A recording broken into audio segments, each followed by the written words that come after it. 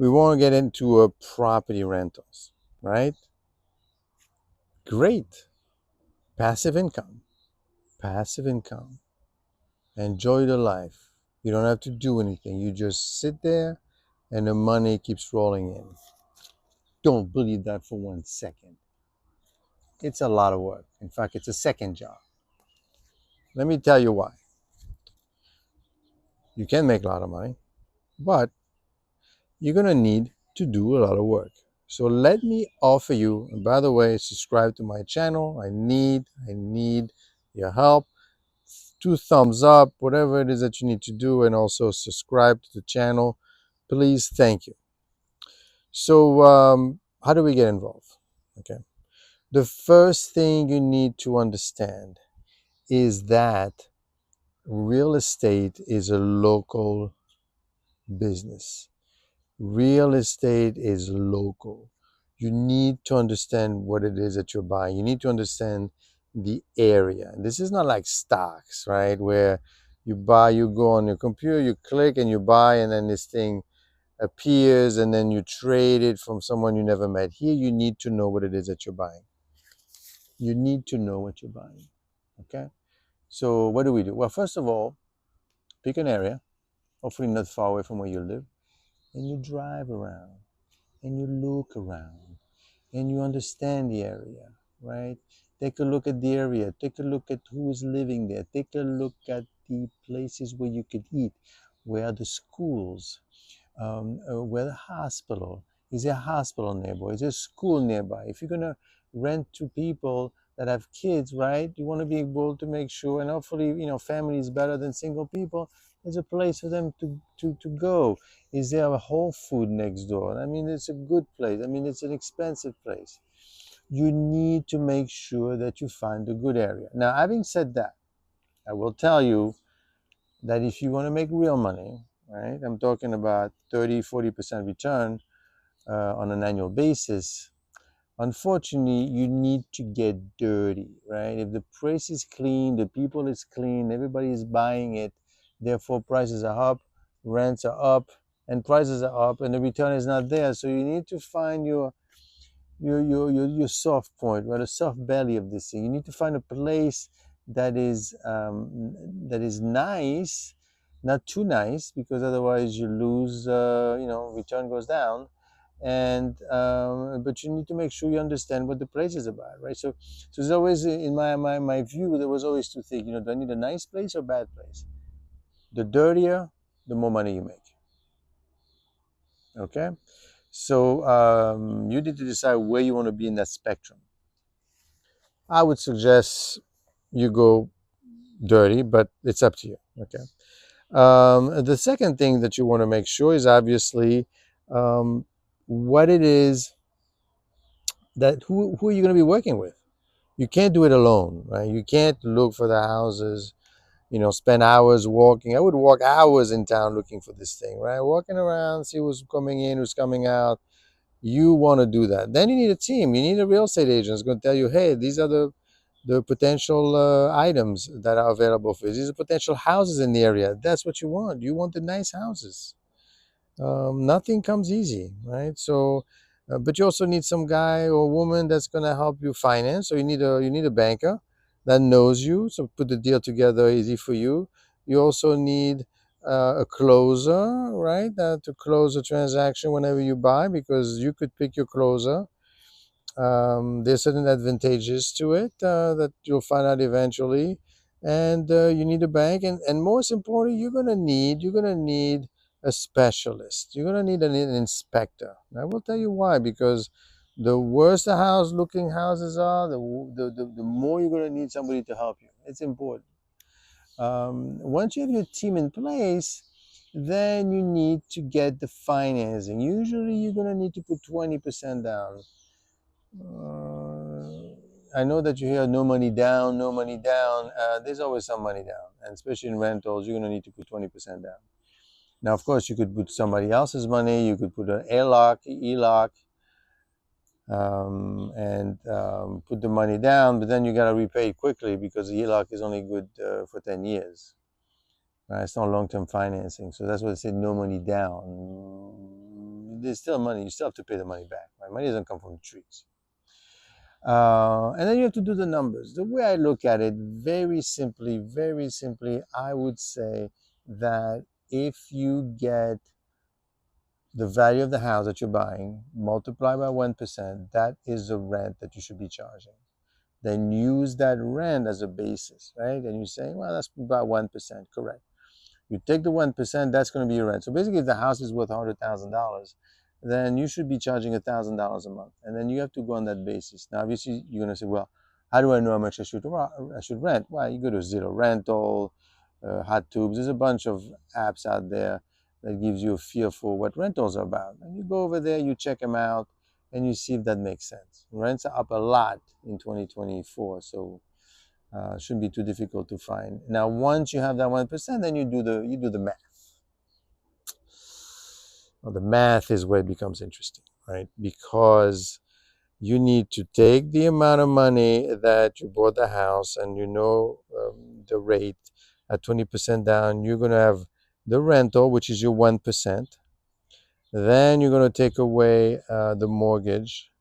Then you're going to take away the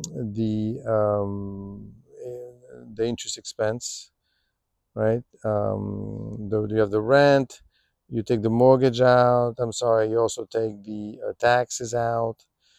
Then you're going to come with a value, and then that value, that amount of money that you get, the net, multiply by 12, divided by the amount of money you put down, that should get 40%. Why 40%? Because you're going to get hit with things that you haven't thought about. You're going to get hit with tenants that are not paying. You're going to get hit with additional expenses that you haven't thought about, right? So that's going to take your 40% down to 30%. Who knows? Even down to 20%. That's something that you have to be aware of, right? So the expenses are gonna take it down.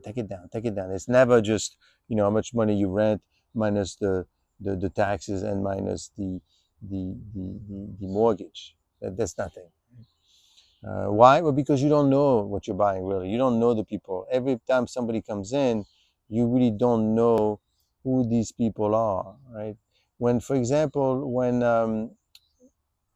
you you're basically buying a house, right? Or you're buying, let's say, you buy stocks. Do you know the riskiness of the stock?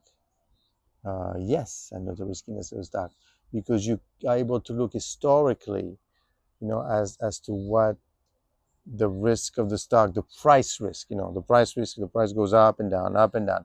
We know that price, right? So we know that price risk. For rental, you don't know the rental risk. Yeah, you could take a tenant and you could do a credit report to find out what's going on with the tenant. Sure, you could do that, but that doesn't mean that you know exactly what his history is going to be and what it really has been, right? Because it it it, it helped, but it's not that great. And even if you know the risk of the tenant by getting only good tenants based on their credit report, how do you know if this house is now going to start leaking all over the place? Right. Well, yeah, you could. You're going. That's where the inspector comes in. And let me talk about the inspector come in. But the point is that here you are. You need to evaluate the risk, and that was my biggest problem with doing rentals. Is that I was not comfortable with the risk. Yes, it was making money. Yes, money was coming in, but the risk that you were taking, while stocks is so much easier to measure and so much cleaner as well. Okay, but much more volatile. Then once you're done with making sure that it's going to work on that basis, the rent minus the expenses, and you come up with like 20-40%, assume some expenses and assume some loss of rent. The most important thing, and that's the one that killed me, the one that you have to watch out for, are the fixing, the inspection. Give you a case in point where I bought the house, this rental. It looked nice enough. We went in, looked at it, got inspected. Obviously, the city came in and they inspected the house and they said, okay, you could sell it. I bought it. I found a tenant. I rented it for 2 years, and I say, I know I'm out of this thing. I want to sell.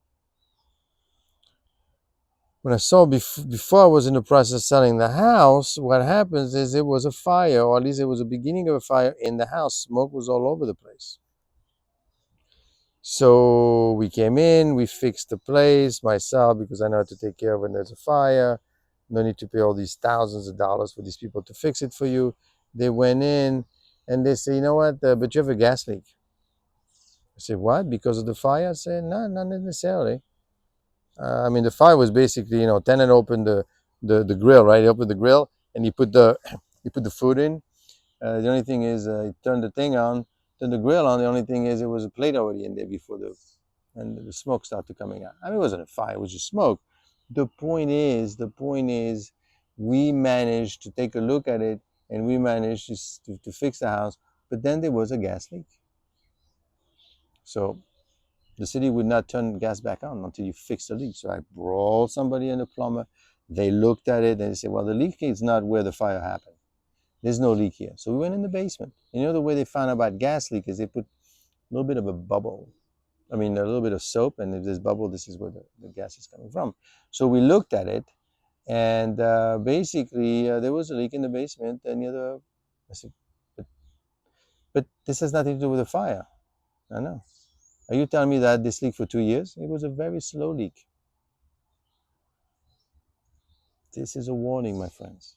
You need to make sure. You need to make sure you know what you're buying. There was a leak in that basement. Now, hopefully, the doors was open, and the gas itself emancipated and disappeared on its own. But maybe it wouldn't. And this thing blows up in your basement. What are you gonna do? That's why I think it's important. I'll make a special video about inspection. But when you do inspection, what you want to do is, you want to make sure you look at the basement. Is there any leaks? You need to. I hate gas. I hate gas. I did not like gas, but I had no choice in this case. It was a good deal. But anyway, um, the roof. Check the roof. Check to make sure that it's okay. Because the roof is not okay, big expenses. Look at the plumbing. When I say look, you need to get somebody that comes in. For example, we bought a house and the bathroom was great, everything was redone, fantastic, until I found out that, guess what? There was no window in the bathroom, right? So when people were taking showers, there was smoke. I mean, there was a lot of hot steam, and that was starting to play on the. It was starting to play on the walls in the bathroom. So I had to bring somebody else to make a hole in the ceiling to install the vent and involve the inspector have to come in from the city because it was okay. So you know what I mean? Either you have a window or you need some kind of window. Otherwise, it doesn't work. So there's a lot of things that you don't realize that you need to know before you get into real estate. Know as much as possible. Do not learn the hard way. That's my lesson to you. Okay? And remember, like I just said for stocks, you need to know